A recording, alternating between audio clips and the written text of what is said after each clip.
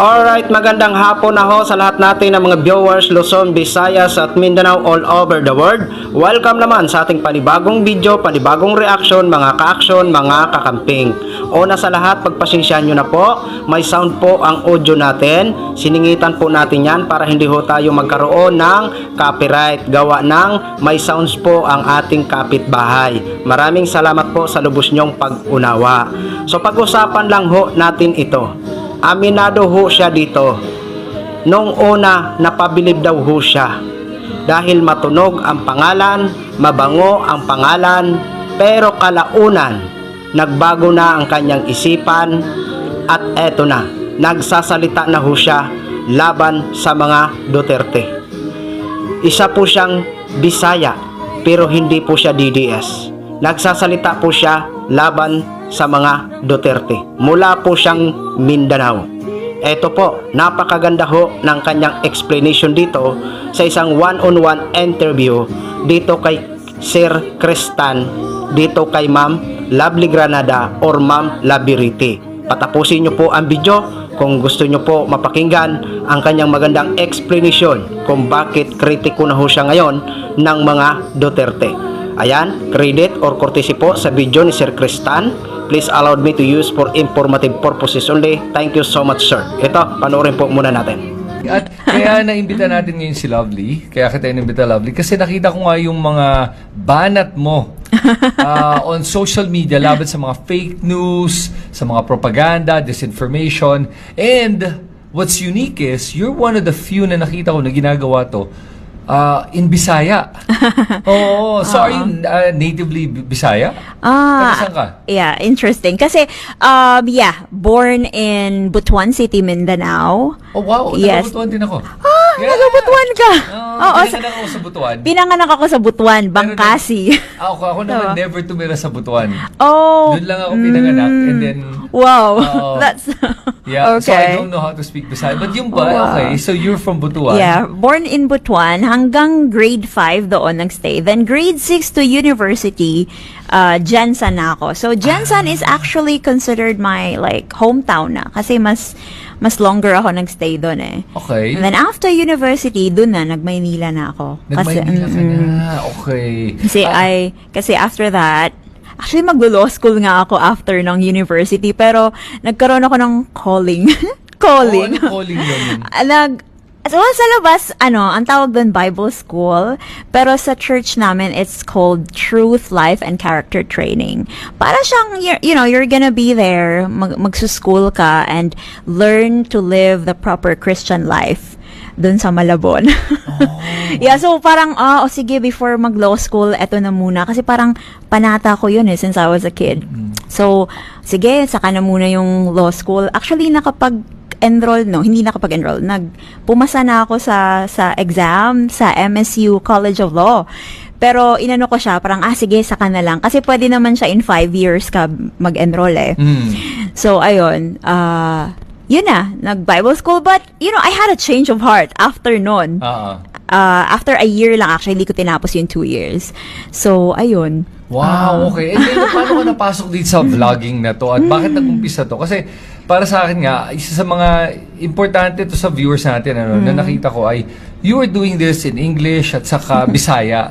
And I found that very important, knowing the fact na, pag tinignan mo yung mga surveys, sometimes I don't believe them, pero it's possible that it's true. Karamihan ng mga taga Mindanao ay malakas ang suporta sa mga Duterte. At na-realize ko ay dahil parang walang mga Bisaya na lumalaban sa fake news, disinformation, at propaganda na kinakalat ng mga Duterte. Kaya lumalabas na isa lang ang katotohanan nila. Yun. Kaya naintriga ako sa ginagawa mo eh. Okay. Actually, since 2016, ano na siya eh, para na siyang boiling inside of me, pero never ako talaga, alam mo yun, I tried to stay away from politics. Kasi sa church namin, kung kahit ano man yung nangyayari sa gobyerno, we just really had to pray. Kasi, talking about politics, parang considered death siya eh. The moment you touch politics, that's already like death, spiritual death. So, talagang, and in consideration of others din, hindi din talaga ako, parang, kumbaga, hindi talaga ako pumasok sa mundo ng politika, and I don't wanna talk about it. Pero, nagiging, talagang, I resisted Duterte's way. Pero actually, nung una medyo napabilib pa ako sa kanya kasi matunog siya sa Mindanao Yes. Growing up, mabango yung pangalan niya sa amin. Pero nung tumakbo na siya, and then, I actually gave him the benefit of the doubt. Wala pa akong alam tungkol sa Davao Death Squad, wala pa. So parang, uy, from Mindanao. Kasi yun yung namin like for such a long time, walang Bisaya na presidente. Right. Parang nakaka-boost ng pride kasi as Mindanaoan And, okay. ma-pride ang mga taga Mindanao Ma-pride ang mga Yes. Bisaya sa totoo lang. And to have someone, as having a Bisaya as president, talagang at first parang, wow, sige nga. Pero nung kampanya kasi, nung nagsimula na siyang mag-joke about rape, that really, no, this is not the guy that I want to support. Doon ako na-off. Hanggang sa nagpatuloy yung mga bagay na ayoko. Kasi they go against my principle, not Right. only as a Christian, Right. but as a human person. Mhm. So, siya naipon sa loob ko hanggang sa sumabog to nung namatay si Eman Atienza. Oh, wow. Okay.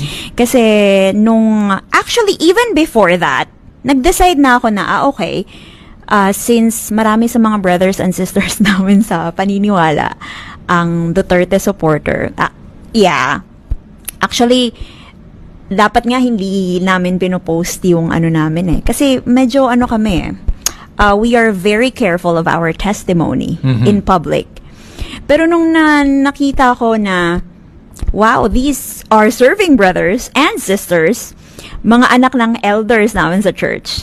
They were posting, like, etong hour na to, magpo-post sila about sa mga meetings namin sa church, magpo-post ng biblical verses, and then the next hour, propaganda.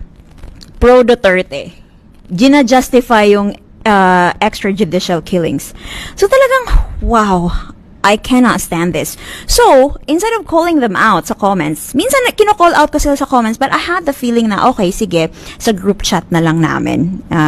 Kinall out ko nicely, actually. Sabi ko, wala naman ako magagawa kung gusto niyo maging DDS.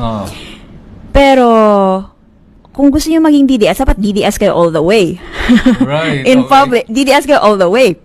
Pero when you declare at the same time that, you love the Lord and you care for His testimony, then parang ang weird na ipagsabay kasi nasisira yung testimony ng Panginoon. Oo nga. Sabi ko, ni-remove ako sa group chat. Oh, wow. Ni-remove ka. Yes, wala man lang Oh, wow. pag-debunk, ni-remove ako. So, dun Ikaw pa ang ni-remove. Oh my God. And namin yun, group chat namin yun sa mga mga nasa training. Yeah. Parang batch namin yun sa training That's sad because ang ginagawa nila is you're trying to actually create the echo chamber. Not allowing a different opinion. Yeah. Wala ka namang minura, wala ka sinabi. You yes, just yes. disagreed with the opinion. Tapos tinanggal ka sa group chat. Okay. Yeah, tinanggal ako sa group chat, and then actually may kasama din tayo sa group chat na yon. Concerned siya. So, sinend niya sa akin yung screenshot kung paano sila nagtawanan after ako ma-remove. Wow, okay. So, I was really, I don't know, maybe at first I was hurt, but that also gave me the clarity na okay, kung kayo na mga nagsiserve ay openly supporting Duterte, then I will also openly Yes. resist. So, dun ako nakapag-decide. Pero even then, hindi ako talaga nagme-make ng videos. Text lang sa, gusto ko yung mga short text sa Facebook Yep. As black yung background. Gusto ko yun. Doon pa lang ako nag-start. And then, kahit nung pumanaw na si Eman Atienza, yung mga comments like, yan ang nangyayari sa inyo kapag kinalaban nyo si Duterte. Wow. Those are- Ganun yung mga comments. Yes, there was this creator, I forgot her name. Sabi niya, "Oh ate, I hope masaya ka na ngayon. Yan ang nangyayari kapag minamak niyo si Duterte." Wow. So, Nakakagulat yung ganung pag-iisip. Yes. So, I decided to debunk that video at dun na nag-start. I see. Okay. Sana ganyan mga DDS. May sariling utok o utak o isipan. Di ba? Ayan po ha. Aminado si Ma'am Lovely Granada. Nang una daw ay napabilib siya dahil medyo matunog ang pangalan, mabango ang pangalan, pero nagbago ang kanyang isipan mula nung nagpara buladas o nagparayabang si Digong. Di ba? Sana ganun din po kayo mga DDS.